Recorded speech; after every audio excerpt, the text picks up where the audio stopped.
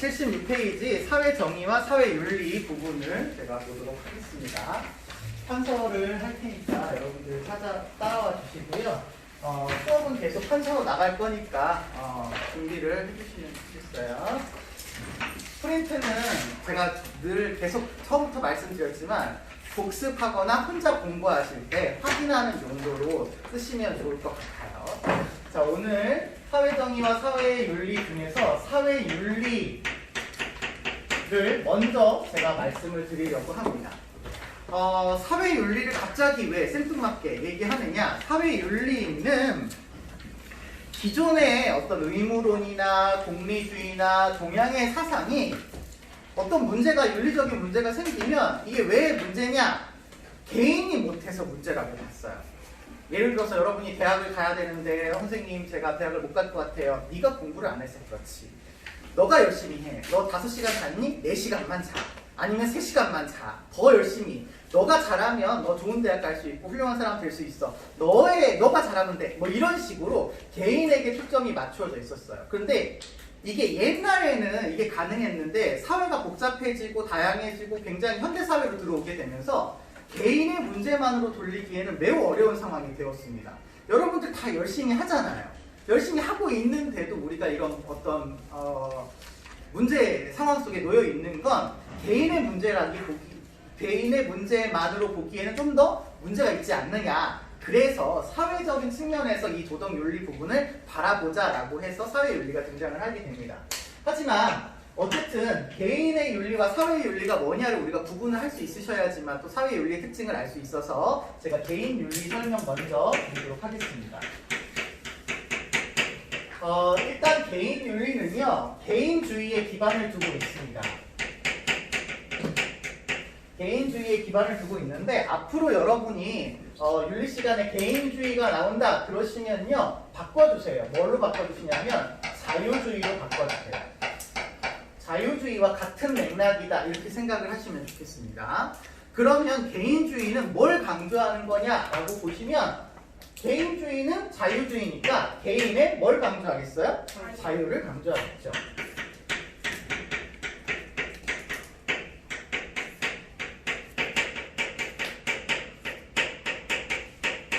개인의 자유와 권리를 굉장히 중요하게 생각하는 그런 사상이라고 보시면 될 것 같아요. 개인의 자유와 권리를 강조하는 입장에서 본다면 사회라고 하는 조직은, 사회는 누가 모여서 만들어진 거다?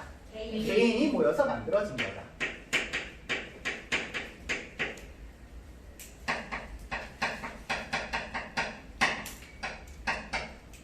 단순한 합에 불과하다. 그 이상도 아니고 그 이하도 아니다. 예를 들어서 A라고 하는 개인과 B라고 하는 개인과 C라고 하는 개인이 모여 살고 있는 사회가 있다고 치면 이 아이들이 모여 살고 있는 사회는 그냥 A 더하기 B 더하기 뭐다? C다 라는 거예요. 그래서 얘나 다르지 않다. 이렇게 보는 입장입니다. 우리가 사회문화 시간에는 사회 명목론에 해당하는 게 여기라고 보시면 되겠고, 때문에 여기에서의 ABC라고 하는 개인은 그냥 개별적인 개인으로서 우리가 시험 문제 나올 때 원자적 자아로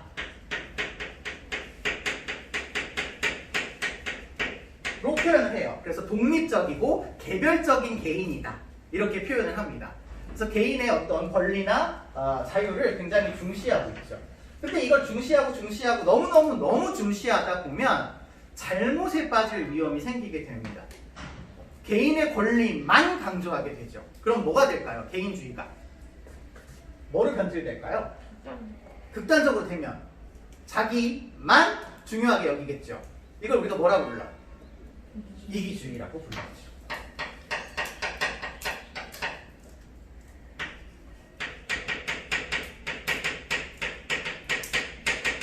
그러니까 개인주의는 나쁜 게 사실 선생님은 아니라고 생각을 해요. 그런데 이게 너무 극단적으로 해서 자기만을 중요하게 여긴다 그러면 이게 조금 문제가 되겠죠. 그래서 우리가 지금 배우려고 하는 이 개인윤리라고 하는 거는 개인주의를 기반으로 해서 윤리적인 판단을 내리는 것이라서 도덕 판단을 내리고 윤리적인 판단을 내릴 때 그 기준이 누구여야 된다라는 거야. 나, 개인이어야 된다라는 거죠. 그래서 윤리적인 판단에 있어서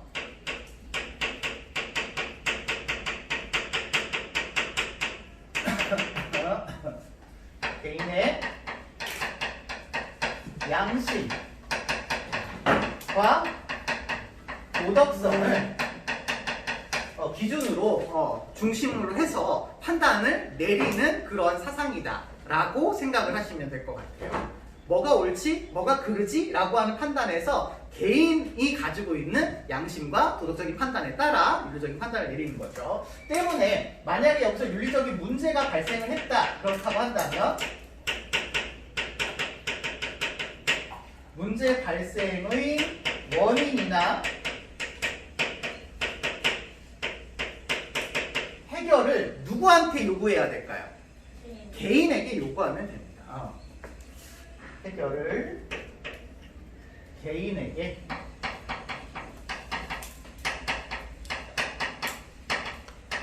국한시켜서 해결을 했어요. 그래서 개인이 잘하면 된다. 너가 잘하면 돼. 너가 훌륭하게 열심히 하면 되지. 좀 더 노력해라. 이렇게 강조를 했어요.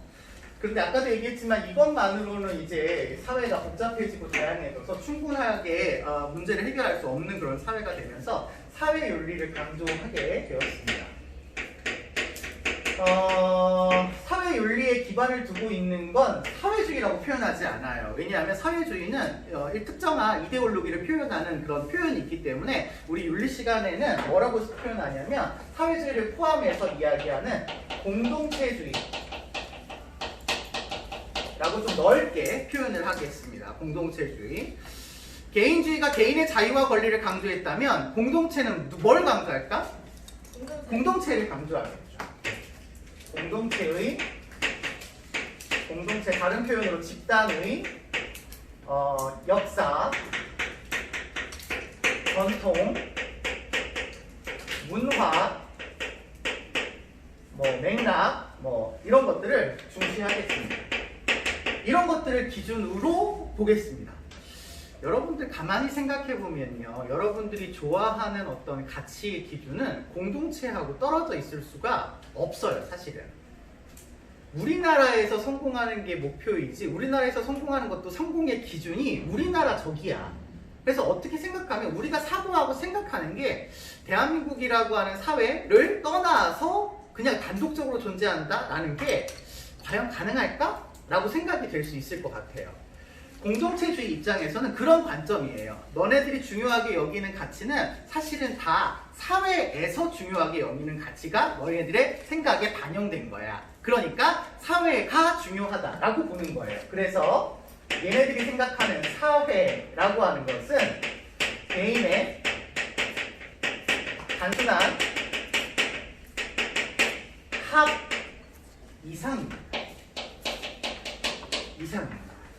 이게 무슨 얘기냐? 아까 얘기한 표현으로 그대로 이야기하자면 A라고 하는 아이와 B라고 하는 아이와 C라고 하는 아이가 모여서 사회를 만들었어. 그러면 당연히 그 안에 A 플러스 B 플러스 C라고 하는 아이가 존재를 하셔야 되는데 이 사회는 얘네들이 만든 어떤 단순한 합보다 조금 더 큰 형태로 나오게 된다라는 거예요. 큰 형태로 나오게 된다. 그래서 만약에 문제가 있으면 여기에서는 각 개인에게 니네들 잘해 이렇게 얘기했다면 여기에서는 니네들 잘해 라고 얘기해도 얘가 더 크기 때문에 충분하지 않게 되는 거죠. 그래서 여기에서의 각자의 개인은 독립적으로 존재하는 개인이 아니라 이 세 아이가 뭉쳐서 사회를 이루게 되면 좀 더 큰 시너지를 내는 그런 어떤 개인인 거예요. 그래서 여기에서는 연고적 자아 로서의 개인을 강조합니다. 그러니까 우리는 홀로 존재하는 아이들이 아니라 서로 연결되어 있다라는 거죠. 알게 모르게 연결되어 있어서 상호 간의 어떤 의존성을 보이고 있는 그런 존재들이다 라고 얘기하고 있습니다. 이걸 너무 강조하다 보면 어떤 결과를 초래할 수 있냐면 개인은 별로 중요하지 않아. 공동체와 집단만 중요해. 이렇게 돼버리는 거죠. 이걸 우리가 뭐라고 부르지? 히틀러 아저씨. 그렇지.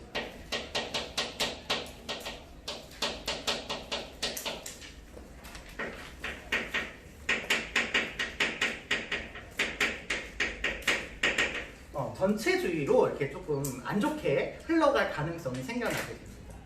때문에 이것도 개인주의도 별로 극단적으로 흐름이 안 좋고 그 공동체주의도 극단적으로 흐름이 안 좋으니까 이 두 아이를 뭐 해야 돼? 섞어야죠. 조화를 시키는 게 바람직한 거예요. 그 얘기를 이제 사회윤리에서 할 텐데, 그러면 사회윤리라고 하는 건 뭐냐? 개인적인 노력만으로는 도덕성을 판단할 수가 없고, 도덕성을 판단할 때 뭐가 중요하냐라고 보는 거냐면, 도덕 판단에 있어서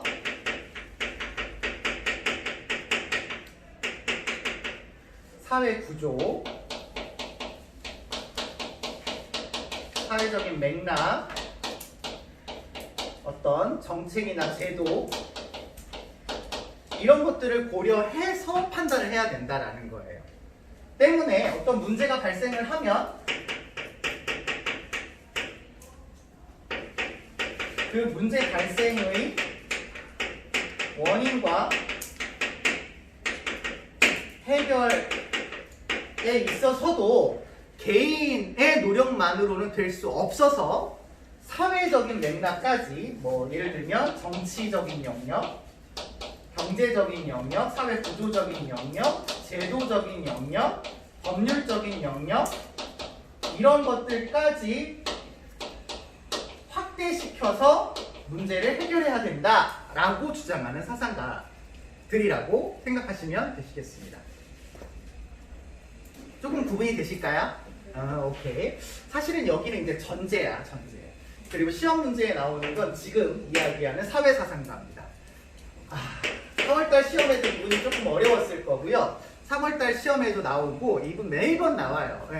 재작년 수능 시험 때 굉장히 어려운 최고 난이도 문제로 출제가 되어서 많은 그 언니들을 힘들게 했던 문제이기도 하고요. 그렇습니다. 이 사회윤리와 사회정의 단원은요, 한 단원, 한 강으로 묶여 있잖아요. 6강. 그런데 이게 한 강을 공부하는데 여기에서 수능 문제가 3문제가 나와요. 그렇기 때문에 굉장히 효율적인 단원이고 좋은 단원이거든요. 잘 해주시는데 그 첫 번째 문제가 2분입니다. 니부어. 2분의 문제가 꼭 나와요. 꼭 나옵니다. 이분의 주장은 이분의 책에 다 나와 있어요. 책 제목에. 책 제목이 도덕적인 개인과 비도덕적인 사회인데요. 이게 우리 그 수능 특강이나 뭐 프린트나 문제집이나 이런 데 보면 도덕적인 인간화 이렇게 해석하기도 해요. 대부분은 인간화 이렇게 해석을 하지만 선생님은 그냥 개인이라고 합니다. 왜냐하면 이게 개인윤리와 사회윤리를 비교하는 거라서 여러분이 비교하시기에 좀 더 편하라고 이렇게 설명을 해드립니다. 선생님 틀렸는데요. 이렇게 안 하셔도. 하도 여러분이 많이 틀리셔서 제가 결론을 먼저 딱 놓고 시작을 하려고요. 니부어의 결론은 뭐냐면 개인과 사회윤리를 조화시키려고 했다라고 하는 게 결론입니다. 이거를 여러분들이 이제 자꾸 까먹어요. 우리의 뇌가 아무래도 기억을 좀 잘 하기 위해서 이렇게 분류해서 저장을 하고 나눠서 저장하는 걸 조금 쉬워하는 것 같아요. 그러다 보니까 선생님이 니부어는 사회윤리야 이렇게 얘기해버리니까 개인은 중요하지 않고 사회만 중요하구나 이렇게 생각해서 문제를 풀다 보면 문제를 틀릴 가능성이 굉장히 높아지거든요. 그래서 제가 그냥 처음부터 아니다, 둘 다 중요하다, 조화를 강조한다를 일단 놓고 시작합니다. 니부어가 봤을 때요, 개인은요,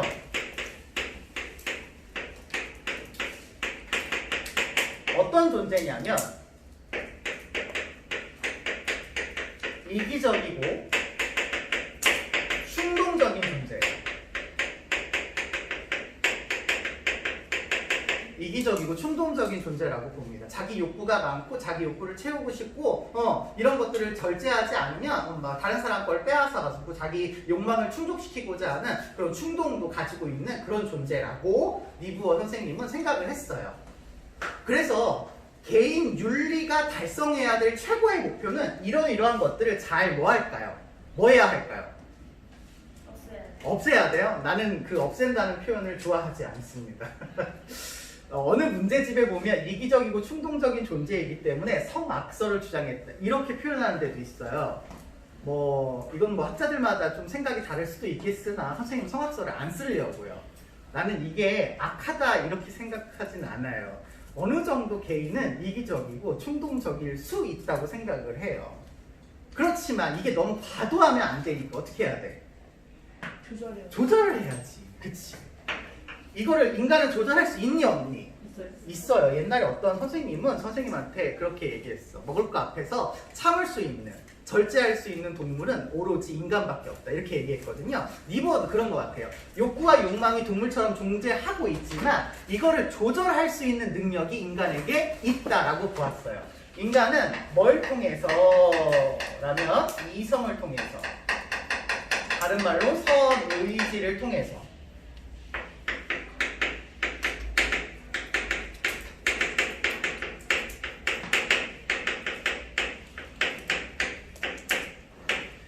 욕구와 욕망을, 충동을 제어할 수 있다 없다?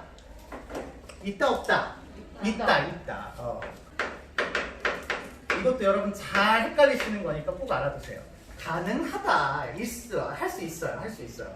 이거 다 누구의 얘기라고? 리브어 얘기입니다. 이성을 통해서 욕구와 욕망을 제어할 수 있는 그런 능력이 있어요. 그래서 이 개인이라고 하는 존재가 윤리적으로 어떤 좀 목표를 달성한다라고 본다면 이 이성을 통해서 욕구와 욕망을 충동하고 자신의 어떤 그런 것들이 잘 드러나지 않도록 조절할 수 있는 그런 능력을 갖춘 사람이에요. 그래서 리브어에 있어서의 개인 윤리의 이상은 자기만 생각하지 않고 다른 사람들도 잘 배려하고 돌봐줄 수 있는 이타심을 발휘하는 것을 이 개인주의의 목표다, 개인윤리의 목표다, 이렇게 이야기하고 계십니다. 근데 리브어는 아까 선생님이 얘기했지만 개인윤리 사상가라 했어? 사회윤리 사상가라 했어? 둘을 좋아시키지만 사회윤리 사상가라고 했죠. 그래서 이 분이 보았을 때 사회는 그냥 사회윤리라고 합시다. 여기 2번이 아니라 동그라미 2번. 미안해요. 동그라미 2번. 사회윤리.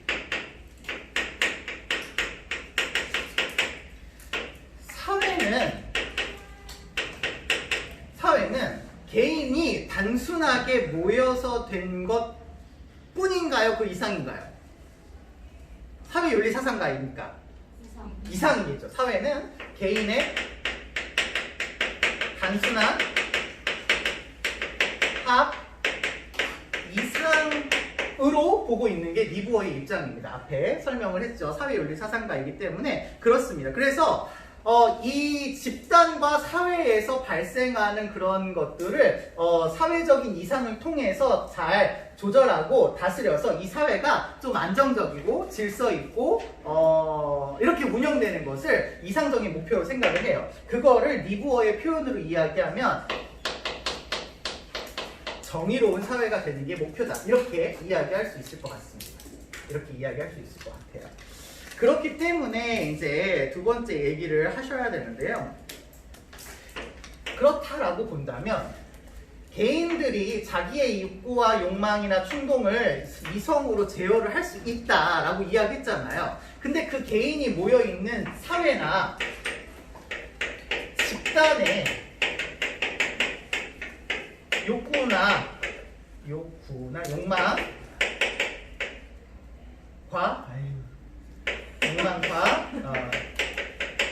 충동은 이성으로 제어를 할 수 있을까 없을까? 없어요. 아까 여기 한번 봐주세요. A, B, C로 구성되어 있는 아이의 도덕성이 있다고 칩시다. 도덕성 검사를 했더니 여기부터 볼게요. 얘도 100점이 나오고 얘도 100점이 나오고 얘도 100점이 나왔어. 그러면 얘네 셋이 모여있는 이 사회의 도덕성은 몇 점이어야 해? 300점이거나 평균 내서 100점이거나 뭐 이렇게 되겠죠. 그런데 여기에서 보면 얘가 더 크다고 얘기했잖아.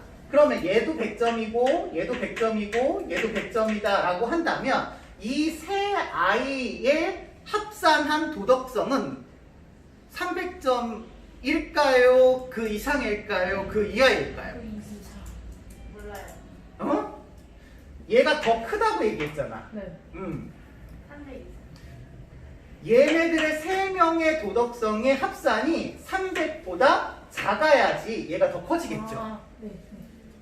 원래는 300이 그대로 와야 되는데 얘가 더 크다라고 얘기했으니까 300보다 떨어져 있다라고 볼 수 있을 것 같아요. 그래서 니부어는 사회 집단과 욕망이나 충동이라고 하는 거는 개인의 어떤 노력만으로는 제어할 수가 없다. 여기 중요한 표현, 충동은 이성으로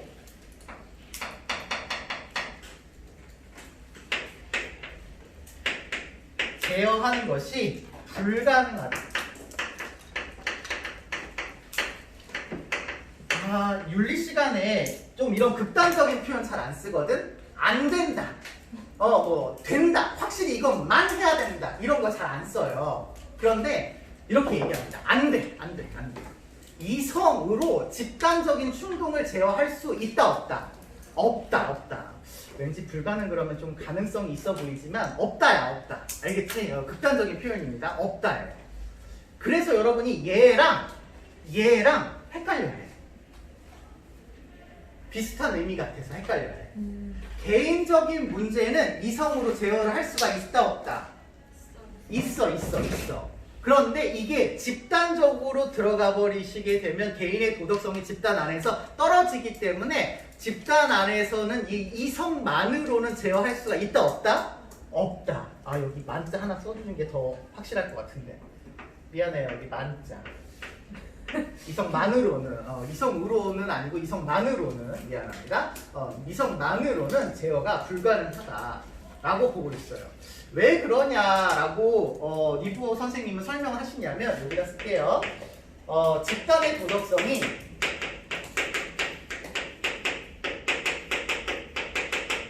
개인의 도덕성보다 약화되기 때문이래요. 개인의 도덕성.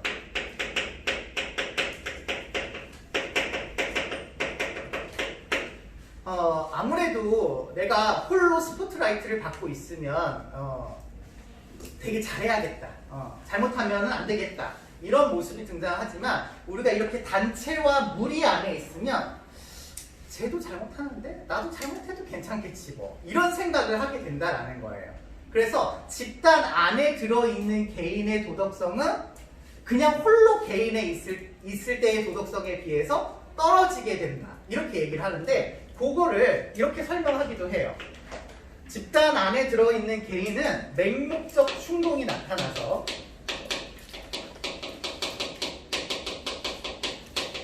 도덕적인 행동을 조금 덜하게 된다. 이렇게 표현합니다. 여러분, 그 전체주의 예를 들자면 독일에 나치즘을 주장했던 사람들이 굉장히 많았잖아요. 그래서 우리는 다 같은 게르만 민족이야.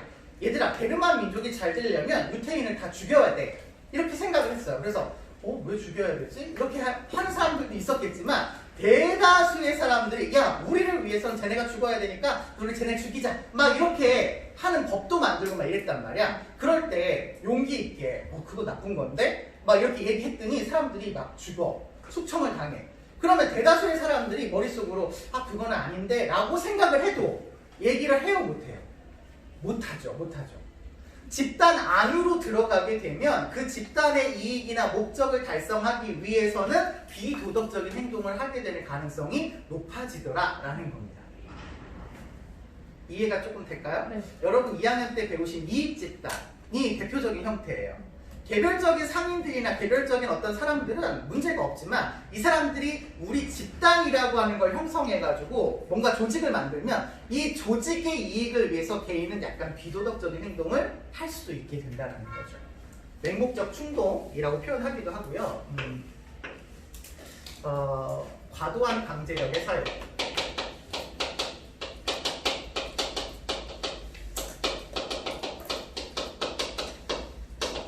집단화되어지면 아무래도 법이나 제도나 이런 것들을 만들어야 되는데 이런 것들을 너무 사용하게 되다 보면 개인의 어떤 자율성이나 권리를 침해하게 되어서 자율적인 행동을 하지 못하게 하는 그런 문제를 유발시키고요. 세 번째, 힘의 불균형.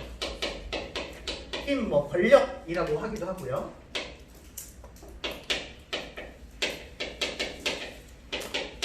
균형이 맞지 않으면 이 균형을 맞추고자 하는 어떤 인간의 어떤 심리 이런 것들 때문에 서로 다투게 되는 그런 모습이 보인답니다. 여기서 균형이라고 하는 건 이렇게 딱 맞는 균형이 아니고요. 아, 내가 얘보다 약하구나 이걸 인정하는 균형을 이야기하는 거예요. 그래서 동영상을 찍고 있어가지고 선생님이 자유롭게 예시를 못 들겠어요. 건전한 예시가 잘 생각이 안 나네. 아무튼 북한 생각하실까요? 네, 북한 같은 경우도 주변에 있는 강대국들이 막 있고 자기네 나라고 센데 자꾸 자기네 나라 공격하려고 그러니까 이 아이도 나도 쎄! 막 이러면서 권력을 표출하기 위해서 자꾸 핵무기 실험하고 이렇게 막 하는 거잖아요. 그런 것처럼 힘이 뭔가 너가 진짜 세구나 인정을 해버리면 이런 일이 일어나지 않아요. 근데 이게 뭔가 맞지 않고 균형이 어긋나 있으면 자꾸 싸우게 되는 그런 모습이 등장한다라고 리부어 선생님은 보았습니다. 때문에 이런 것들을 극복하기 위해서는 우리를 인간의 이성만으로는 충분하지 않고 강제력을 사용해야 된다 이렇게 얘기합니다. 자, 요거 결론으로 그냥 얘기해버릴게요. 2번 문제 해결. 그래서 리부어가 얘기하는 그러면 문제를 해결하려면 어떻게 해야 돼? 라고 물어보신다면 이제 구분해서 얘기합니다. 개인과 개인 간의 문제라고 한다면 뭘로 해결이 가능하다? 아까 했는데 뭘로? 이성을 통해서. 이성과 선의지를 통해서 해결이 가능하다 라고 보았어요. 그런데 이 문제가 개인과 집단 간의 문제라든지 집단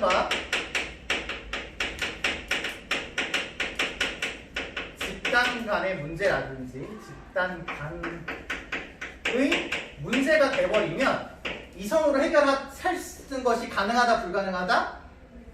아까 불가능하다 때문에 이때에는 뭘 써야 되냐면 여기다 쓸게요. 강제력을 사용해야 돼요. 리부어의 표현대로 이야기하면 강제력을 써야 되는데 이때 강제력은 꼭 이렇게 막 폭력을 사용하고 이런 것만은 아니에요. 이런 것들을 포함하지만 여기서 이제 법률이나 지키면 안 되잖아요. 안 지키면 안 되잖아요. 제도나 정책을 따르지 않으면 문제가 생기잖아요. 그러니까 강제성을 지니고 있는 어떤 것들이다라고 생각을 하시면 돼요. 정책, 제도 이런 것들을 통해서 문제를 해결해야 된다. 이렇게 보셨다라는 겁니다. 그런데 이제 어려운 표현이 좀 나옵니다. 이때의 강제력을 리부어가 설명하기로는 강제력이 필요하기는 한데 있잖아. 강제력이라고 하는 아이는 사실은 강제로 하는 거니까 좋은 아이라고 볼 수는 없어. 예를 들어서 여러분 아침에 담임 선생님이 이런 거 해도 되나? 아침에 담임 선생님이 건강 실태 조사하라고 메시지 보내시나요? 그쵸? 안 보내시나요? 저는 보내거든요. 막 애들한테 약간 좀 6시 막 반쯤 이렇게 일찍 보내요. 네, 그래서 빨리 일어나고 빨리 좀 해라 막 이렇게 해가지고 막 보내요. 여러분이 도덕성이 높아서 굉장히 자율적인 사람이라면 아침에 귀찮게 선생님이 왜 이런 문자 메시지 보내가지고 나 분명히 내가 알아서 잘 할 건데 왜 나한테 이렇게 하게 강제적으로 하게 하시지? 라고 하는 생각이 들 수도 있잖아요. 그러니까 이 강제력이라고 하는 거는 자율성을 지니고 있고 도덕성이 높은 사람들의 입장에서 본다면 분명히 비합리적인 수단입니다.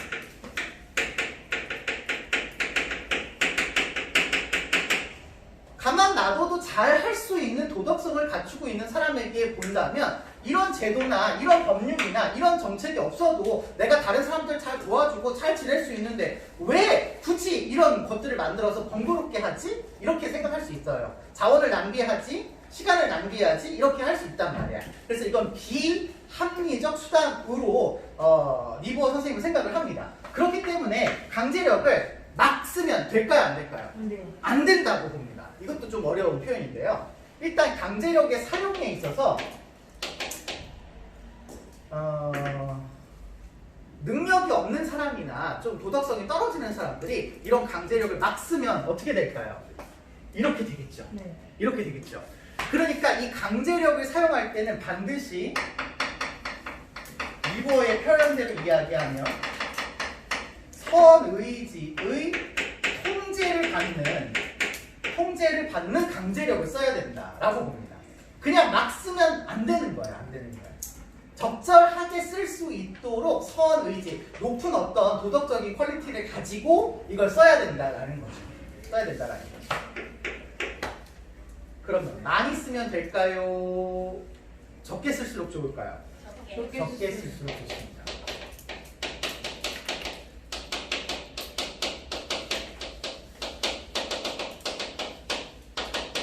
최소한으로 써야 된다. 이렇게 얘기하셔요. 그래서 니보어 선생님은 문제를 해결할 때 개인윤리적인 부분도 필요하고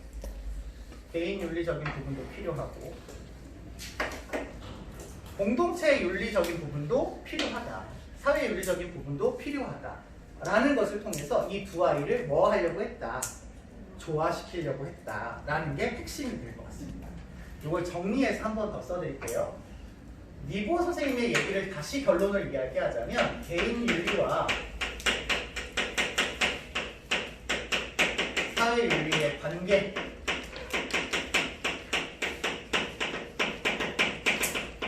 결론지어서 이야기하자면 개인의 윤리가 추구하는 목표와 사회의 윤리가 추구하는 목표가 같아요? 달라요? 다르죠. 개인의 윤리가 추구하는 목표는 뭐였어요? 이타심이었고 사회가 추구하는 목표는 정의였단 말이야. 개인의 이상과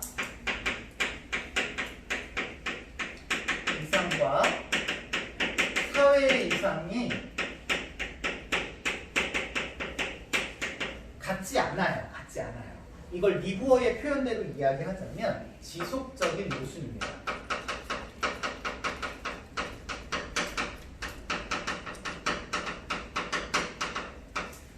잘 안 만나요. 아까 얘기했잖아. 왜 강제력을 쓰는 거야? 나 분명히 도덕적인 사람의 입장에서 보면 가만 놔둬도 나 잘할 수 있는데 왜 강제력을 쓰지? 라고 하는 어떤 불만을 가질 수 있거든요. 이 두 아이가 맞지 않아요. 이렇게 합치가 되기가 쉽지 않습니다. 그런데 니보어의 입장에서 보면 이성의 지배를 받는 강제력이 사용이 필요하기 때문에 개인과 개인 간에는 이성의 문제를 해결하고 사회 문제를 해결할 때도 이성의 역할이 있어야 되고 강제력의 사용도 그냥 사용하면 안 되고 이성의 통제를 받아야 되니 이 두 아이의 관계가 절대적인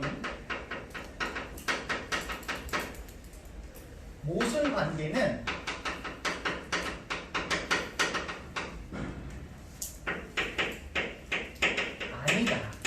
아니다. 그러니까 조화를 이루기는 어렵다. 매우 어렵다. 진짜 힘들다. 하지만 조화를 이룰 수는 있다라는 거죠. 그래서 얘가 주장한, 이 분이 주장한 결론이 개인 윤리와 사회 윤리에 뭘 강조했다? 그렇지. 조화를 강조하셨다가 핵심 이거다라는 겁니다. 그래서 이분이 쓰신 책 이름이 이거다라는 게 이해가 가시겠죠. 네. 개인의 도덕성이 높아요? 집단 안에 있는 개인의 도덕성이 높아요. 개인. 개인의 도덕성이 높아요. 그래서 도덕적인 개인이라도 사회에 들어가게 되면 뭐 할 수 있게 된다? 비도덕적일 수 있게 된다. 때문에 개인 윤리도 필요하고 무슨 윤리도 필요하다? 사회 윤리도 필요하다. 이렇게 본 거예요. 이해되셨나요? 네. 너무 훌륭하십니다. 여기까지가 이렇게 내용 정리라고 보시면 되겠어요.